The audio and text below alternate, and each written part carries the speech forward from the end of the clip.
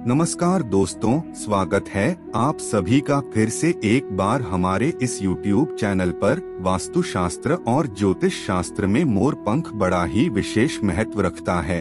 अगर वास्तुशास्त्र के मुताबिक देखा जाए तो घर में सुख शांति और सुख समृद्धि के लिए मोर पंख बहुत ही उपयोगी माना जाता है।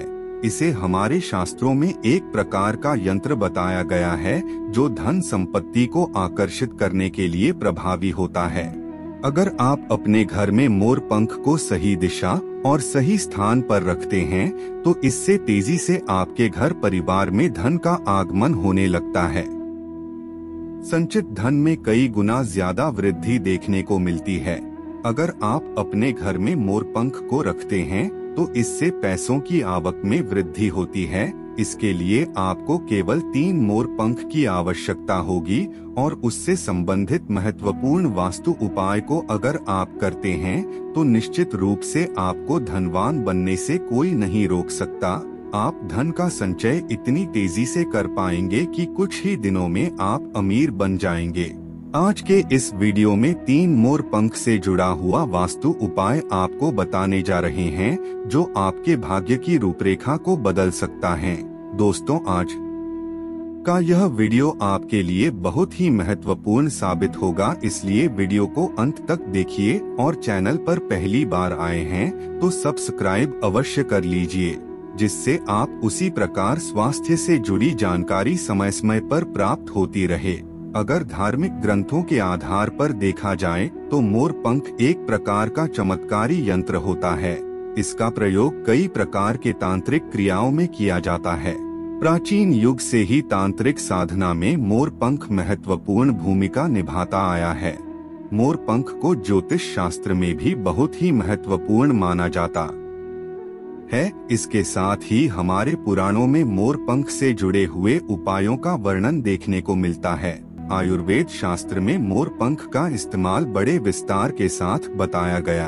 उसमें बताया गया है कि मोर पंख का इस्तेमाल करके कई प्रकार की बीमारियों और रोगों को दूर किया जा सकता है। अगर आपके घर में कोई व्यक्ति बीमार है तो मोर पंख का प्रयोग करके वह स्वस्थ हो सकता है। मोर पंख से जुड़ी हुई कई प्रकार की जानकारी हमारे शास्त्रों से प्राप्त होती है और कई प्रकार की कथाएं भी मोर को लेकर के प्रचलित हैं, जिनमें से जुड़ी एक कथा के मुताबिक प्राचीन समय में संध्या नाम का एक असुर हुआ करता था। वह बहुत ही पराक्रमी, शक्तिशाली और बड़ा ही तपस्वी था।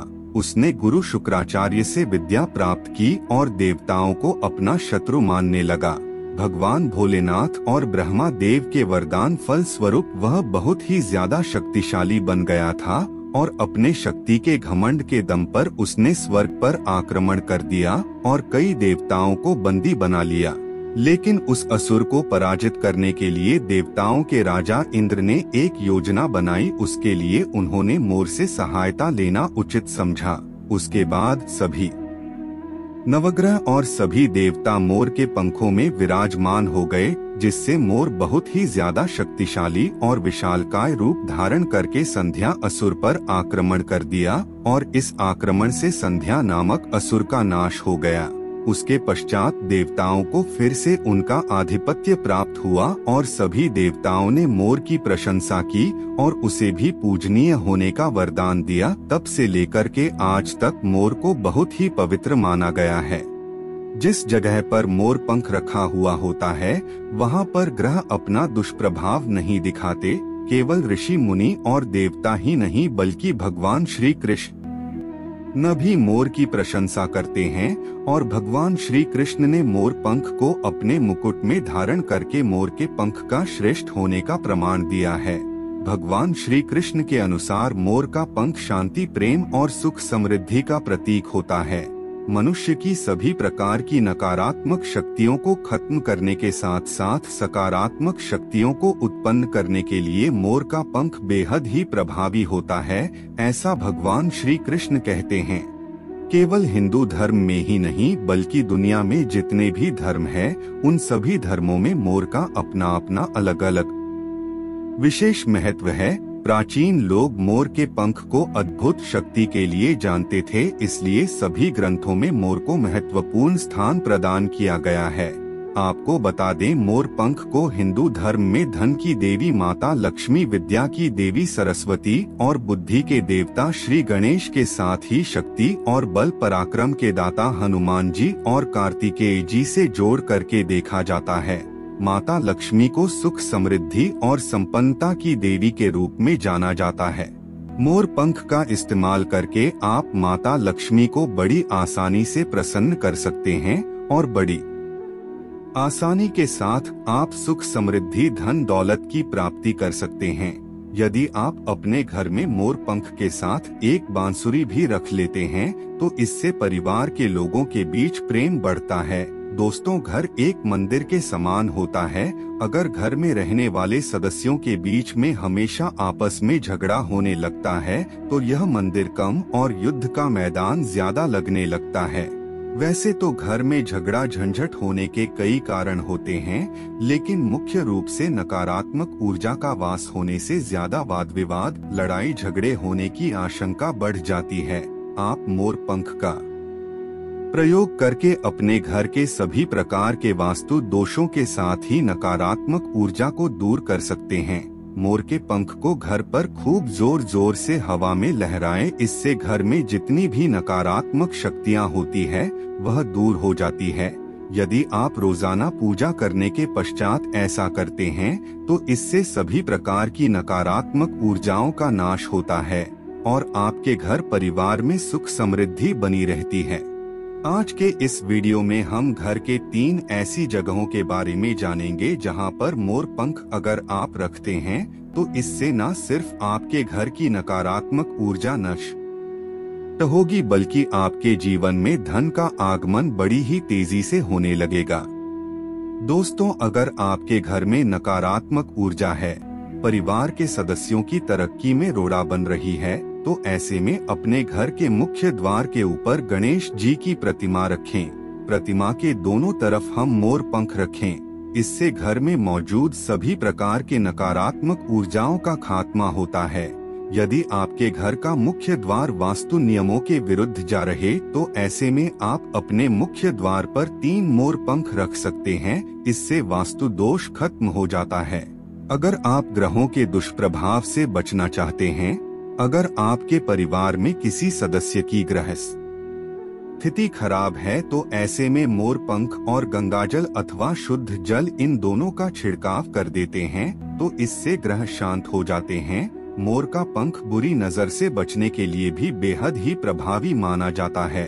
अगर आपके घर के किसी सदस्य अथवा बालक को बुरी नजर लग गई है, उस पर किसी ने बुरी नजर लगाया है, तो ऐसे में रात को सोते समय उस व्यक्ति के तकिए के नीचे मोर का पंख रखें और दूसरे दिन किसी बहते हुए जल में या फिर कुएं में जाकर के प्रवाहित कर दें। इससे बुरी नजर खत्म हो जाती है।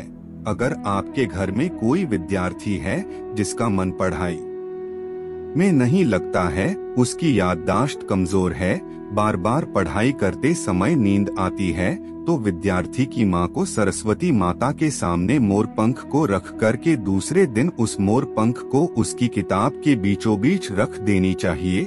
इससे वह बच्चा पढ़ाई में तेज होता है। माता सरस्वती की कृपा दृष्टि पड़ती है। दोस्तों, अगर आप शत्रु से छुटकारा पाना चाहते हैं, जानबूझकर के शत्रु आपको परेशान करता है, बार बार आपको नुकसान पहुंचाने की कोशिश करता है, तो मंगलवार के दिन हनुमान जी के मस्तक के सिंदूर को मोर पंख पर लगाएं और सुबह बहते हुए जल में प्रवाहित कर दें। इससे आपको लाभ अवश्य मिलेगा, शत्रुओं का सफाया हो जाएगा। दोस्तों, अगर आपकी कोई मनोकामना है जो लंबे समय से पूरी नहीं हो रही है, आपके कार्यों में बार बार रुकावट उत्पन्न हो रही है, तो ऐसे में राधा कृष्ण के मंदिर में जाकर के भगवान श्री कृष्ण को मोर पंख अवश्य चढ़ाएं, या फिर अगर आपके घर में भगवान श्री कृष्ण की मूर्ति है तो उस पर आप मोर पंख चढ़ा सकते हैं। इससे दोस्तों आपकी सभी प्रकार की मनोकामना पूर्ण हो जाएगी। दोस्तों, अगर आपका दाम्पत्य जीवन हमेशा तनावपूर्ण रहता है,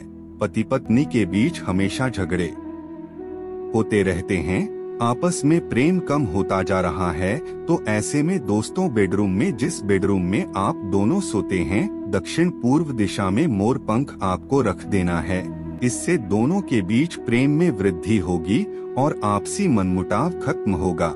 अगर आप अपने धन में वृद्धि करना चाहते हैं तो दोस्तों ऐसे में आपको मोर पंख को शुक्रवार के दिन माता लक्ष्मी की पूजा में सम्मिलित करके उसे अभिमंत्रित कर लेना है और अपने घर की तिजोरी में उस मोर को रख देना है। इससे आपके धन में वृद्धि होती चली जाएगी। दोस्तों आपको अपने घर में या फिर आंगन में मोर पंख को ऐसी जगह पर लगानी चाहिए जहां पर लोगों की नजर उस पर पड़े।